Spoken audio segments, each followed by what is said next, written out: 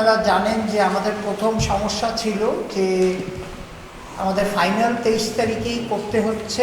প্রথম প্রবলেম হচ্ছে যে বাংলাদেশ টিম আপনারা জানেন যে ওয়ার্ল্ড কাপে চলে যাচ্ছে অ্যারাউন্ড 26। সো সেটা প্রথম, প্লাস আপনারা জানেন যে আমাদের যে প্রোডাকশন, ইভেন আপনারাও সবারই একটা প্ল্যান আছে। সেই প্ল্যান অনুযায়ী অনেক আলাপের পরে টিমদের সাথে, গভর্নিং কাউন্সিল, টেকনিক্যাল কমিটি সবার সাথে আলাপ করে আমরা এখন এই যে 2 দিন আমরা যে গ্যাপটা হয়েছে, এই 2 দিন গ্যাপটা আমাদের অ্যাডজাস্ট করার জন্যে আমাদের খেলা এখন 2টা ভেন্যুতে নিয়ে আসা হচ্ছে। এটা ছাড়া আমরা অনেক চেষ্টা করেছি, এটা ছাড়া আপনার এটাকে অ্যাডজাস্ট করা যাচ্ছে না।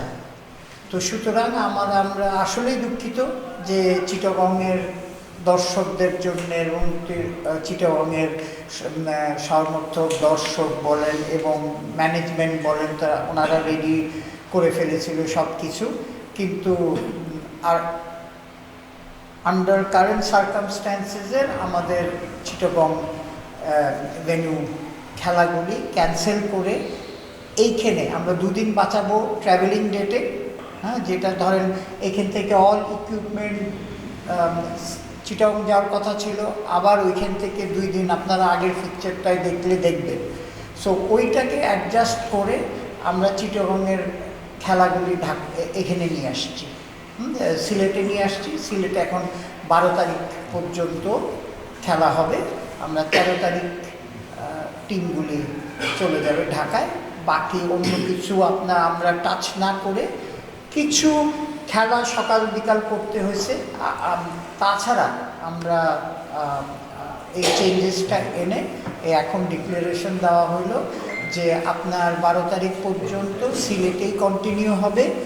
চিটাগং ভেন্যু আমরা ক্যান্সেল করছি।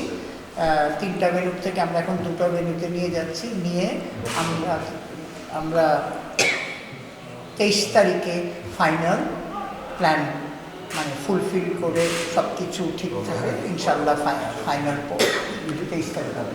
সব জায়গার থেকে গ্রিন সিগন্যাল নিয়েই আমরা এখন যে প্ল্যানটা করা হচ্ছে, এবং আগেও ধরেন শোনেন একটা জিনিসটা হচ্ছে কি, আমরা কিন্তু নিজেদের ইচ্ছায় কোনো চেঞ্জেস আজকে পর্যন্ত করা হয়নি। সার্কামস্ট্যান্সেসে হয়ে চেঞ্জেসটা এনেছে। যে দেখেন 24 তারিখের আমরা ওপেনিং সেরেমনিটা শিফট করতে হয়েছে। আমরা তো আমাদের এটা সার্কামস্ট্যান্সেসে করতে হয়েছে। সো আমরা চাচ্ছি যে বিপিএলটা আপনার এত স্বল্প সময় আমরা আপনাদের সবার সহযোগিতায় আমরা এখন পর্যন্ত মোটামুটি ঠিক থেকে আমরা চলছে। সো হোপফুলি আপনাদের সবার সহযোগিতা নিয়ে আমরা 23 তারিখে শেষ করতে পারি।